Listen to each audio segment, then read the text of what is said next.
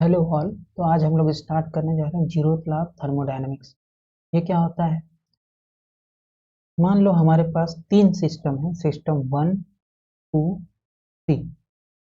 System one और system three जो है ये थर्मल इक्विलिब्रियम में है एक दूसरे के। सिस्टम टू और सिस्टम थ्री भी थर्मल इक्विलिब्रियम में है एक दूसरे के। तो ये इम्प्लाइज करेगा सिस्टम वन और system two separately thermal equilibrium में। तो यहाँ पे जो फिगर दिख रहा है, फिगर में क्या है, ये पिंक कलर से जो है ये हमारा एडियाबैटिक वॉल है या इंसुलेटिंग वॉल है। तो यहाँ से हीट बाहर नहीं जा सकती, सिस्टम वन से सिस्टम टू में हीट बाहर नहीं जा सकती है। और ये जो डॉटेड डॉटेड दिख रहा है ये हमारा डायथर्मिक वॉल है। इसका मतलब वन और थ्री में हीट एक्सचेंज होती रहेगी जब तक कि दोनों का टेम्परेचर सेम ना हो जाए या जब तक दोनों थर्मल इक्विलिब्रियम में ना जाए। सिमिलरली टू और थ्री में हीट ट्रांसफर होती रहेगी जब तक कि दोनों थर्मल इक्विलिब्रियम में ना जाए। तो ये इंप्लाई करेगा, जीरोथ लॉ बोलता है कि अगर वन और थ्री थर्मल इक्विलिब्रियम में है, टू और थ्री थर्मल इक्विलिब्रियम में है, तो जीरोथ लॉ बोलेगा कि वन और टू भी थर्मल इक्विलिब्रियम में होंगे। तो इसका स्टेटमेंट क्या कहता है? If two systems are separately in thermal equilibrium with a third system, if two systems are separately thermal equilibrium with a third system, system one और system two separately thermal equilibrium में है system three से, system one system two separately thermal equilibrium में system three से। यही चीज बोल रहा है, if two systems are separately in thermal equilibrium with a third system, तो क्या होगा? Then this implies from zeroth law they will also be in thermal equilibrium with one another। का मतलब है कि सिस्टम वन और सिस्टम टू भी thermal equilibrium में होगा एक दूसरे से। तो इसका मैथमेटिकल मैनिपुलेशन हमें करना है कि इसका इक्वेशन ऑफ स्टेट क्या है। जीरोथ लॉ को तो हम प्रूव नहीं कर सकते क्योंकि ये एम्पिरिकल है, तो प्रूव नहीं किया जा सकता है। इससे हमारे पास इक्वेशन ऑफ स्टेट क्या है? सबसे पहले सिस्टम वन और थ्री थर्मल इक्विलिब्रियम में है, तो इसका मतलब है इसका एक इक्वेशन ऑफ स्टेट होगा। हमें पता है इक्वेशन ऑफ स्टेट क्या होगा, क्योंकि टेम्परेचर तो कांस्टेंट हो गया, तो हमारे पास कितने होते हैं वेरिएबल? तीन वेरिएबल होते हैं, प्रेशर, वॉल्यूम, टेम्परेचर। अब यहाँ पे तो टेम्परेचर तो कांस्टेंट है वन और थ्री में, तो क्या बचा हमारे पास? प्रेशर और वॉल्यूम। का मतलब होगा कि इक्वेशन ऑफ स्टेट जो वन और थ्री जब इक्विलिब्रियम में होंगे, if systems one and system three are in thermal equilibrium, का इक्वेशन ऑफ स्टेट क्या होगा? कुछ इस तरीके से फंक्शन होगा कि P1 V1 P3 V3 का फंक्शन होगा इज इक्वल टू जीरो, जहाँ पे F13 कोई एक फंक्शन हो सकता है। लेकिन ये फंक्शन का जो वेरिएबल होगा वो चार वेरिएबल होगा, P1 V1 P3 V3। अगर हम यहाँ से P3 निकालें तो P3 निकालेंगे तो कौन सा फंक्शन, कौन सा वेरिएबल बचेगा? P1 V1 V3। P3 हम निकाल लें अगर इस इक्वेशन से, तो हमारे पास बचेगा P1 V1 और V3, और कोई एक फंक्शन F13 हमने नाम। इसी तरीके से सिस्टम टू और थ्री भी थर्मल इक्विलिब्रियम में है, सिस्टम टू सिस्टम थ्री के साथ थर्मल इक्विलिब्रियम में है, तो इसका इक्वेशन ऑफ स्टेट क्या आएगा? F23, जैसे इसमें हम लोगों ने किया था, तो यह आ जाएगा P2 V2 P3 V3 is equal to zero. फिर से यहाँ से P3 निकाल लेंगे, हमारे पास क्या बचेगा? P3 निकालोगे तो P2 V2 और V3 बचेगा। तो एक कोई फंक्शन हमने नाम दे दिया F23, जो कि फंक्शन होगा यहाँ पे जितना वेरिएबल बचेगा P2 V2 और V3। ठीक है, इसको हमने नाम दे दिया इक्वेशन टू।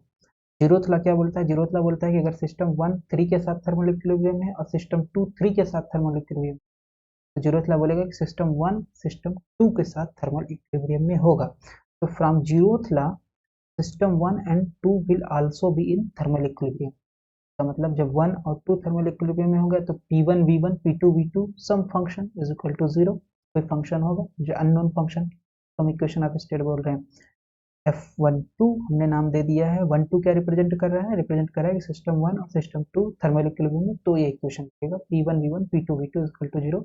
यहाँ से P1 निकाल लेंगे तो क्या बचेगा? V1 P2 V2 और एक सम फंक्शन F12, इक्वेशन थ्री। अगर हम इक्वेशन वन और टू को बराबर करें, इक्वेशन वन और टू को बराबर कर दें, तो हमारे पास क्या आ जाएगा? F13, क्योंकि P3 दोनों बराबर है, लेफ्ट हैंड साइड बराबर है, तो राइट हैंड साइड भी वन और टू बराबर होगा। F13 P1 V1 V3 is equal to F23 P2 V2 V3। F13 P1 V1 V3 is equal to F23 P2 V2 V3।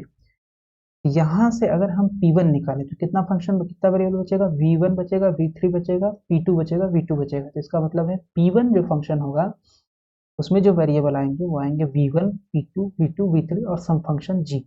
लेकिन अगर हम यहाँ से देखें इसको, जीरोथ लॉ से हमारे पास P1 जो फंक्शन आ रहा था, किसका आ रहा था?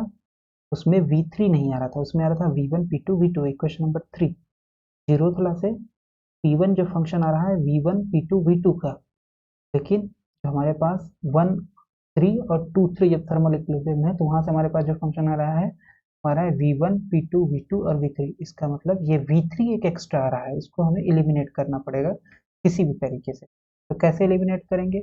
अगर इसको इस इक्वेशन को हमें जीरोथ लॉ से कंसिस्टेंट बनाना है तो हमें V3 को एलिमिनेट करना पड़ेगा, क्योंकि P1 जो फंक्शन है वो फंक्शन है V1 P1 जो फंक्शन है V1 P2 V2 का, V1 P2 V2 का, V1 P2 V2 का अगर फंक्शन है तो इसका मतलब इसको भी हमें V1 P2 V2 का फंक्शन बनाना, V3 को एलिमिनेट करना पड़ेगा। उसके लिए हम क्या करेंगे, F13 जो हमारे पास फंक्शन है V3 को एलिमिनेट करने के लिए हम कुछ इस तरीके से फंक्शन कंसिडर करेंगे। इसको कुछ भी कंसिडर किया जा सकता है, बस कंडीशन ये है कि V3 नहीं होना चाहिए। जैसे आप F13 F23 को बराबर करो, हमने मान लिया कि F13 P1 V1 V3 जो है वो है phi1 P1 V1 सम फंक्शन ईटा V3 प्लस जाई V3 इस तरीके से है। F23 P2 V2 V3 जो है phi2 P2 V2 ईटा V3 प्लस सम फंक्शन जाई V3 है। अगर हम इन दोनों को बराबर कर दें, राइट, कौन सी इक्वेशन से बराबर होंगे? F13 F23, जैसे हमने यहाँ बराबर किया था इक्वेशन 1 और इक्वेशन 2 से बराबर करेंगे तो ईटा V3 यहाँ से कैंसिल हो जाएगा, जाई ये कैंसिल हो जाएगा, जाई V3, इसका मतलब ये आ जाएगा phi1 P1 V1 phi2 P2 V2। यहाँ से अगर हम निकालेंगे तो P1 हमारा फंक्शन हो जाएगा P2 V2 और V1 का, जो कि जीरोथ लॉ से कंसिस्टेंट है। तो ये हमने कब निकाला? जब सिस्टम 1 और सिस्टम 2 थर्मल इक्विलिब्रियम में है। इसी तरीके से हम लोग निकाल सकते हैं सिस्टम 2 और सिस्टम 3 जब थर्मल इक्विलिब्रियम में होंगे, तो उसके लिए क्या आ जाएगा, phi2 3 बराबर phi3 आ जाएगा। अगर सिस्टम 3 और 1 थर्मल इक्विलिब्रियम में होंगे तो phi3 बराबर phi1 आ जाएगा। इसका मतलब है phi1 P1 V1 is equal to phi2 P2 V2 is equal to phi3 P3 V3 is equal to some constant, और इस कांस्टेंट को हम नाम दे देते हैं थीटा। कांस्टेंट को हम क्या नाम देते हैं? थीटा। और इस थीटा को बोला जाता है एम्पिरिकल टेम्परेचर। थीटा को क्या बोला जाता है? Empirical temperature. अगर हम इसको लिखें phi1 P1 V1 बराबर थीटा, तो लेट्स से phi1 हमारे पास एक कोई जनरल फंक्शन है phi, जिसके अंदर है प्रेशर वॉल्यूम और थीटा इज इक्वल टू 0।